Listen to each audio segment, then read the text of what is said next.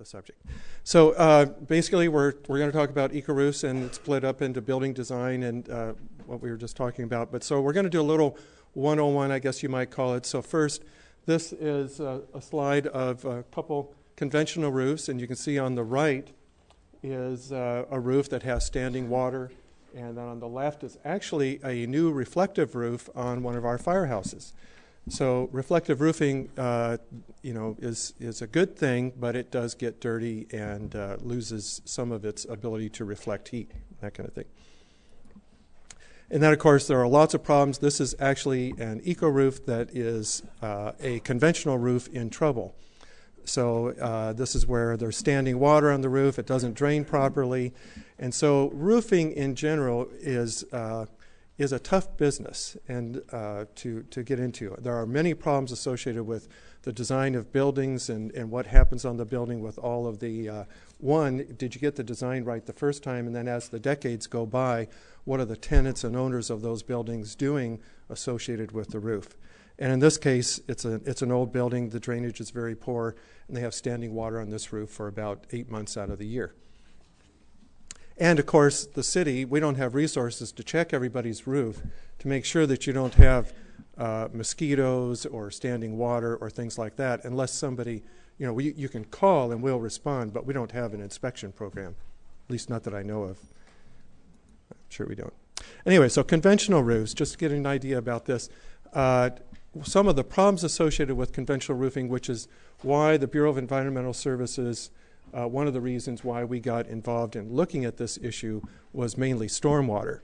So we have issues with stormwater. Some of you may know that we're spending $1.4 billion to solve just a portion of our stormwater issues associated with our combined sewer system. So we need to get rain off the system. We need to prevent runoff and get it off the system. So in looking at various ways to do that, one of the ideas was this vegetated roof, and that we have been looking into for more than 10 years now and working on different ways. And then, of course, there are, well, not of course, but there are other issues, the health issues associated with the heat causing the urban, being a part of what causes the urban heat island effect in any city. So in the summertime, especially when we have heat waves, those hot impervious surfaces make it even worse. And then this thing about mosquitoes, and I sort of discovered this, maybe other people have seen it, but on conventional roofing where there's air conditioning condensate that drains onto the roof, and many flat roofs have little pockets and pools where the water just sits there because it's really hard to get some of those roofs to drain readily, and there could be standing water. Normally that water evaporates because it really isn't too thick, but when the air conditioning condensate is discharging in the summertime, there's a constant source of water, and thus, at least on a couple of roofs that I've visited, there are mosquitoes that inhabit that. So, and we're kind of sensitive in environmental services because people worry about rain gardens and ponds and swales having mosquitoes, that we're creating these traps. And I thought, whoa, well, here's something that's relative to our Bureau of Development Services responsibility, or is it?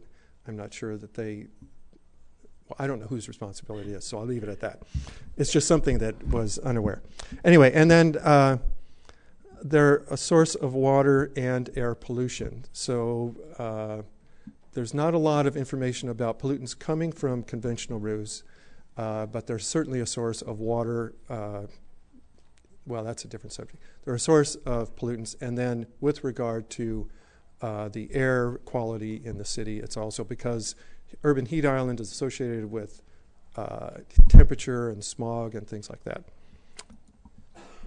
And then the other part about the new way to roof is, using reflective roofing, is that if you do wash a reflective roof, what happens and where does the dirty water go? So this is a roof that was being washed and it's going down the drain. So does this go directly into a creek that's nearby? Does it go into the combined sewer system and things like that? So there are many issues associated with the roof, and we'll talk more about water quality and things in a bit, but there's a lot there.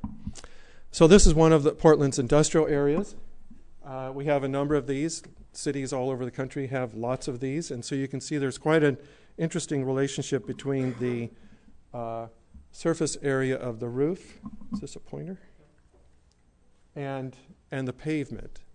And, you know, in cities, the two basic things that happen that we do to create our cities is we remove the natural environment, whatever it might be, depending on what city you're in, and we do two basic things, or at least the physical result of what we do in urbanizing is we have pavement and rooftops in terms of the predominant impervious surfaces.